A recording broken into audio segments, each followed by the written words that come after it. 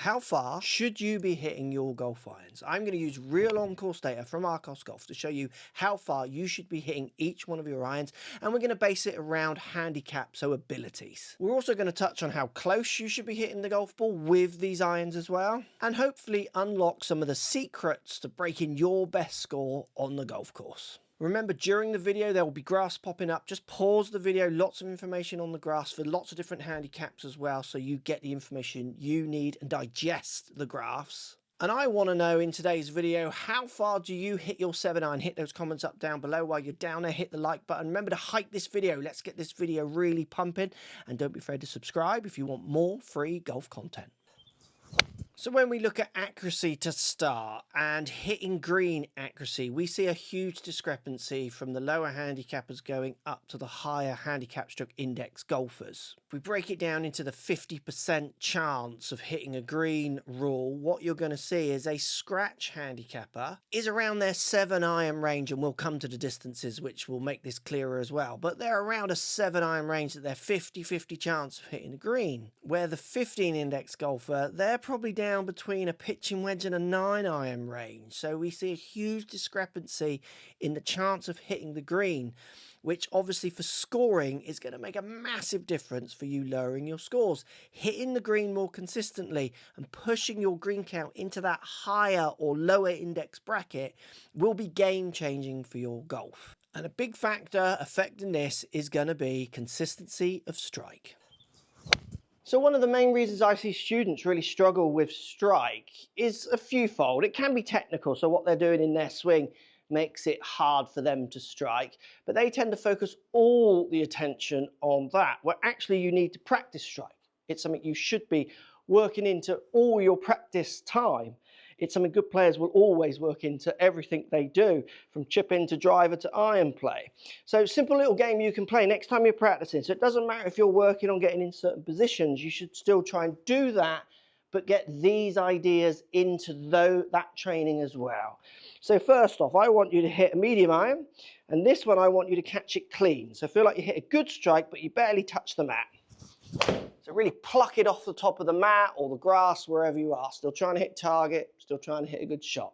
Now I can feel where I struck that on the face. I'm a bit lower on the face with that one because I plucked it clean, but a good enough shot. So I moved it like 2 grooves down. With some students I've worked with, they can't quite feel where they've struck it. So if you feel like you need to just put something on the club, just put some tape on the club when you do this to identify if you are moving that strike around, then do. And the people who generally can't feel where they've struck the ball on the face are the people who are never ever really practicing strike. So you'll start to learn to feel it. Then what I want you to do is start getting dynamic, move the ball position around. So I got the ball way forward, left here, almost like a driver here. Same thing, I'm going to pluck it clean. I'm going to look at the shape of shot, I'm going to look at the kind of feel of the strike. That was again low and it's pretty much hitting target. Definitely that's going to go higher for me. That's a shot I could use on a golf course. Then I'm going to keep the ball in the same place, way too forward, and I'm going to try and hit my normal shot. So it's going to require that I shift across for it a bit more and get down into that turf and hit my normal flighted shot. These are all skills that you need on the golf course. Ball on an uphill lie, I might hit that plucky clean one. Ball sat on top of a bit of a longer fairway, the clean shot's going to come into effect. Ones where the ball slightly sat down, that's where I might go closer to my normal strike. Where I've got ball below my feet, also downhill slope and side slopes. These are all things that I should be able to dynamically adjust to as I'm trying to hit whatever positions you're trying to hit. Working strike practice into your game is so crucial to making sure when you get on the golf course, you are starting to hit just a few more greens and move that 50-50 rate into that better player category. So when we come to the distances that you should be hitting your irons, there's no surprises that we see from the lower index players up to the higher index players. Scratch golfers averaging around the 160-yard mark with their 7-iron. 15 indexes at the same club, they're dropping down to around 141 yards. This is going to be consistency of strike, which is obviously something you can practice from the first tip. It's also going to be just general speed that players are putting into the ball. Better players generally swing swing a little bit faster, a bit more confident that they are going to contact and hit the ball where they want to hit it. Distance is only half of the story. The last point I've got for you today as well is going to blow your mind when it comes to distance and accuracy. But staying with distance for now, what's super interesting from the Arcos data, and this is something that's really surprised me, is the gapping stays quite consistently through the different handicap brackets. So the gappings are quite good. This is suggesting that golfers nowadays are much better at having equipment that is custom fit for them, that is thought through. So the gapping between irons is more practical. If your gapping doesn't follow these patterns, you should definitely get a gap testing, go for a club fitting, and make sure the equipment you're using is helping you maximize your iron play. But distance is still going to play an important role if we want to just push that distance and that consistency and those greens hit a little bit more. Let's use some of these tips. One of the main reasons I see amateurs losing distance with their irons, apart from the obvious, poor strikes and some crazy techniques, but even with all that in mind, it's loft delivery, what we call dynamic loft. If I hit, let me hit this shot, and I've hit that quite what I feel hard, and the ball's just popped up in the air, and it is curving off to the right, but give me a few goes, I'd get that straight. I swung at 91 mile an hour with the club, and I lofted it at 38 degrees at impact. That was the loft of my club. And the ball went 140 just shy carry. If I now play this shot, well, I feel like I've hit that way softer. So I swung slower to probably hit this one, further. So 90 mile an hour club, pretty much the same, 25 degrees loft, and we're now carrying 170. Controlling the loft into impact is a huge issue for so many of you watching this video, which is why your distance irons isn't in the right bracket. Couple of tips for you. First of all, make sure you set up with an iron with the handle lean in place. So hands towards lead leg, face at target, then establish grip. Too many golfers set straight, put the hands on straight. They want to deliver handle lean. If they do, they get the weak pop off to the right. They don't like that shot, so that then encourages them to start trying to deliver this way to get target. Guess what? That adds more loft. If you're someone who sets the grip up in the air, make sure that handle lean is in place at the start to try and help deliver a little bit of handle lean. And then number 2 tip is trying to feel that you're aware of club face as it moves around the golf ball or around the golf swing. Last parallel into downswing is a key position for so many of you. The more the club turns to the ground, the lower the dynamic loft often is delivered. Dynamic loft 16 degrees.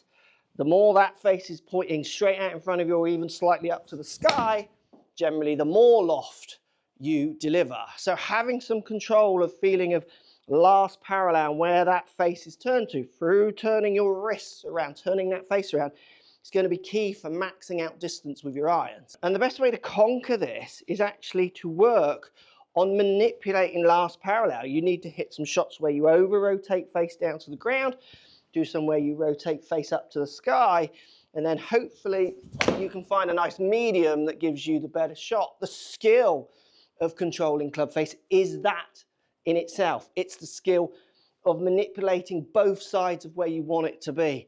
That's what allows it to stick in a good place and you hit plenty of good shots. So many golfers just fight one side, can never hit the other, which is why they can never settle on a good medium, because their medium is between wrong and a bit more wrong, which is generally wrong.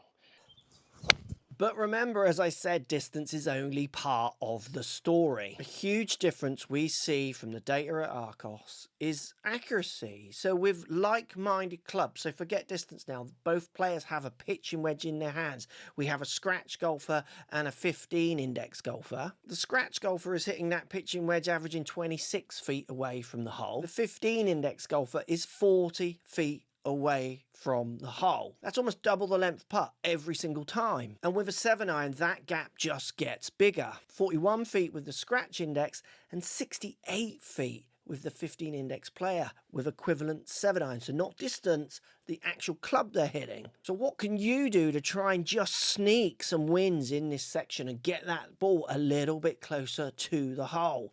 First off, you can use premium balls, and this isn't an advert for premium balls. You use whatever balls are best for you, but what we will notice is that the better players in the Arcos data are often using premium balls, and that's because they're looking for every little gain they can get.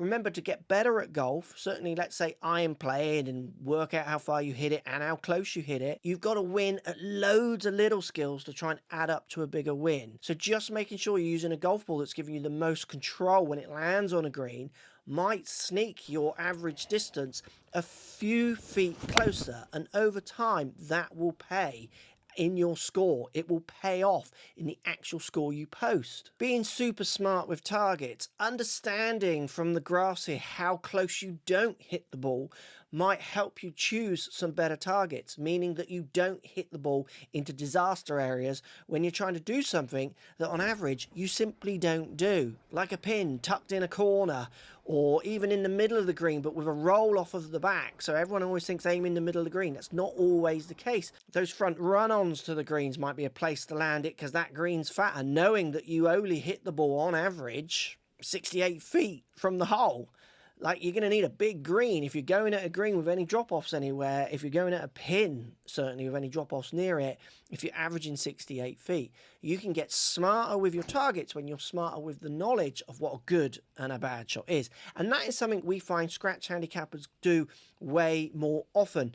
When you play with a good player, you might remember their good shots, like stand out, that was such a great shot that scratch play hit. But what they're remembering is making less mistakes. They're constantly trying to just make no mistakes, like big mistakes. And every golfer makes mistakes, but when they make one, it's a small mistake.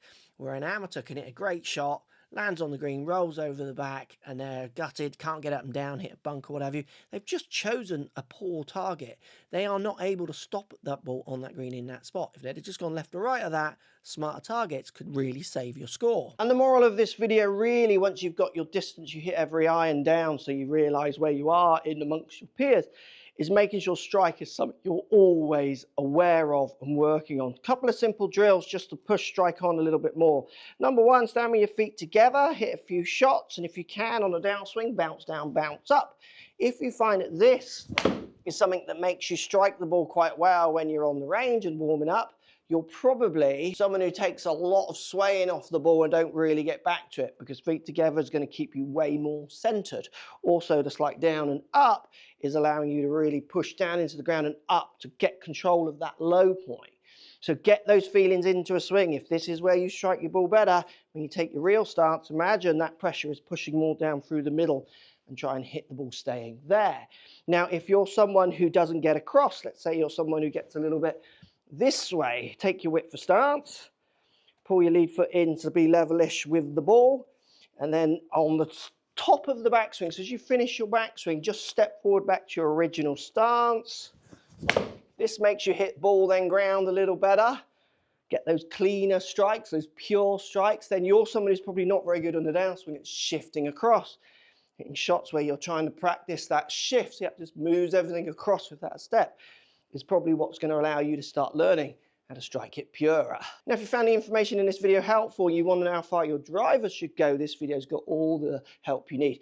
Hit the hype button down below if you like the video. Hype this one up, really helps the channel. Hit the like button as well. Remember to subscribe if you want more videos. See you next time.